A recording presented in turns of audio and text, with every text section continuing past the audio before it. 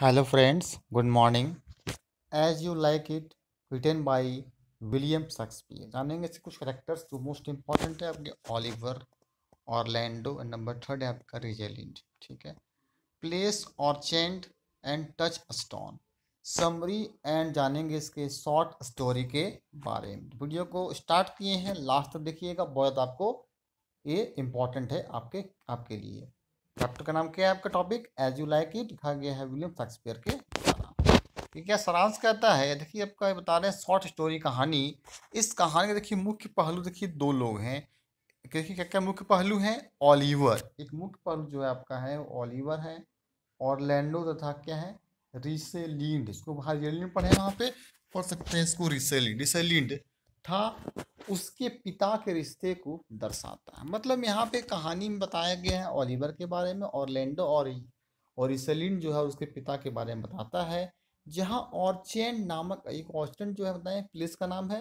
पर ऑरलैंडो और उसके भरोसेमंद नौकर, उसका भरोसेमंद एक नौकर होता है कि वार्ता को के बात को दर्शाया गया है। ऑरलैंडो एडम को बताता है कि उसका भाई ऑलिवर, ऑरलैंडो का जो भाई है उसका नाम ऑलिवर, उसके साथ बुरा व्यवहार कर रहा है, मतलब बुरा बिहेव कर रहा है और आज भी उसे उसका दास बनाकर रखा है। यहाँ शेक्सपियर द्वारा भिन्न भिन्न सामाजिक स्तर के चरित्र को दर्शाया गया। शेक्सपियर जो अलग अलग कैरेक्टर दर्शाया गया, कौन कैसा बिहेव कर रहे हैं। इसका देखिए कहानी कुछ अंतराल बाद कर्महीनता तथा प्रेम के बीच के संबंध तक को दर्शाया गया है। जहाँ स्टोन नामक परत को दर्शाया, स्टोन नामक एक परत है, ठीक है, प्लेस है। यहाँ पर ऑरलैंडो तथा अन्य मुख्य पात्रों के नैतिकता को बताया जाता है। नहीं देखिए देखिए शेक्सपियर कहानी के तीसरे पहलू में एलिजाबेथ के नाटकीय व्यवहार को बताता है। एलिजाबेथ के तीसरे नाटकीय व्यवहार है उसके बारे में भी जो है शेक्सपियर वो तीसरे पहलू में बताते हैं।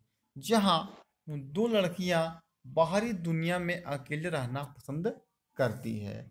यहाँ ऑलिवर एडम के जीवन चरित्र में स्वयं को महसूस करता है। अब देखिए एक्ट 2 सीन जो है साथ में कहता है जैक्स मिलेन कोलो के अभद्र व्यवहार को बताया गया है, जो टचस्टोन से मिलकर समाज के सुधार के विषय को वार्तालाप करता है। मतलब उसके बारे में लोग बात करते हैं, जो तथा 16वीं सदी पर आधारित है, 16वीं सेंचुरी पे ये बेस्ड है। जहाँ इस नाटक के दौरान रिशेलिन के दो चरित्र को दर्शाया गया है, जिनमें वो जिंदगी के पूरे नाटक में उल्लेख करता है। यहाँ रिसेलिन दर्शक को स्वयं ही नाटक में त्रुटि में अवसर प्रदान करता है, मतलब कुछ गलत होती है, जिसमें कहानी के शीर्षक तथा बहलक के शीर्षक को पहचाना जा सकता है।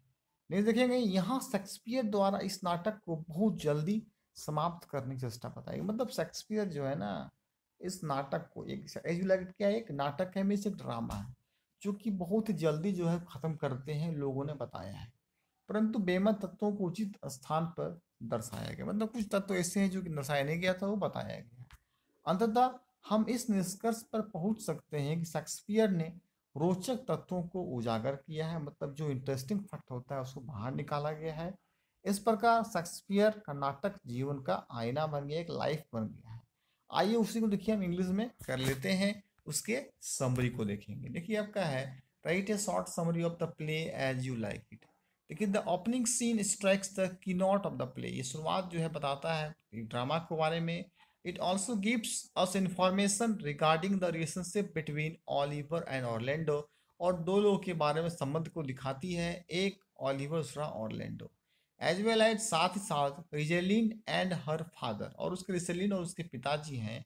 It occurs in the orchard of the house of the Oliver de Boys where Orlando and his faithful serve. ऑरलैंडो का एक जो है बहुत विश्वसनीय नौकर है Adam are seen in conservation, जो बताया गया है।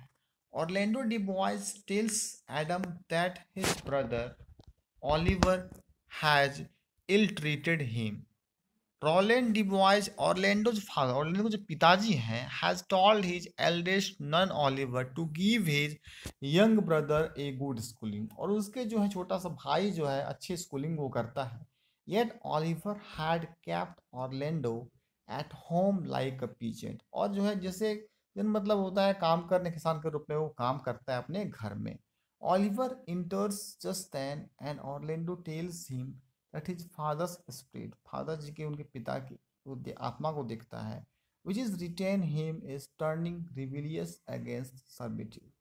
ये देखेंगे Oliver's own villainy is expose by Orlando in his opening speech. शुरुआत जो भाषा होती है, apart from this we also get a glimpse of Shakespeare, Shakespeare के चलम चमक को दिखाने का काम करती है। यूज ऑफ कॉन्ट्रास्टिंग स्टाइल्स, उसके styles in language to depict the different social levels of his characters, और यहाँ पे सामाजिक स्तर के बहुत से क्षेत्र के बारे में भी दिखाया गया।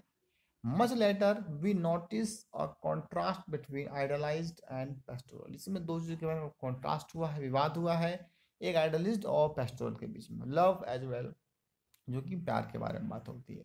By the time all the characters assemble in the forest of Arden, और इसमें बताती है आर्डन के बारे में। Touchstone is also introduced in the second sum of the first chapter।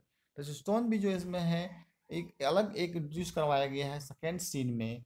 He wears the common garments of the fool and it is debatable। Next देखेंगे, Lebis is that beast or Danny and his caricature। Shakespeare notarizes him with elevated speech and enforced mannerism।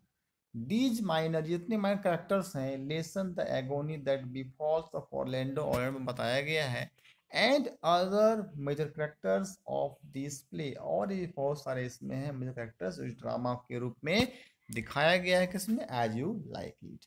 तो video को like share और comment जरूर करें, और अभी subscribe नहीं, subscribe करके बेल आइकन को प्रेस अवश्य करें, क्योंकि आपको हर टॉपिक का आपको जो है यहाँ पे शॉर्ट समरी और उसका जो है आपको शॉर्ट स्टोरी करवाया जाएगा, जो कि आपके एग्जाम के लिए मोस्ट इंपॉर्टेंट है, चाहे ग्रेजुएशन हो, चाहे आपके मास्टर ऑफ डिग्री यानी कि एमए इंग्लिश के लिए इंपॉर्टेंट बनेंगे, और भी किसी एग्जाम के लिए as you like it William Shakespeare का बहुत ज़्यादा इंपॉर्टेंट आपका प्ले और ड्रामा है। ओके फ्रेंड्स, थैंक यू, फिर मिलते हैं नेक्स्ट इस तरह का वीडियो के लिए।